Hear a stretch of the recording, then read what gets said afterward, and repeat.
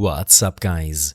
In this tutorial, I will show you how to fix the problem when your iPhone Air is not charging past 80% battery. Your iPhone Air won't charge past 80% battery because optimized battery charging is enabled in your settings. This will charge your battery to up to 80% to slow battery aging. To enable your iPhone to charge to up to 100%, open up your iPhone settings app. From here, tap on Battery, Battery Health and Charging, and then disable the Optimized Battery Charging option. In case you still encounter the same problem, then make sure your iPhone Air is not too warm, as high temperature protection often limits charging until your device cools down. Additionally, restart your iPhone from time to time, especially if you haven't done this in a while.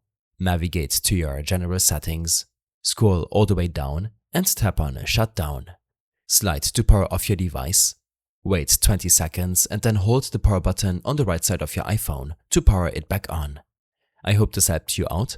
Leave a comment if you have any questions and see you in the next one.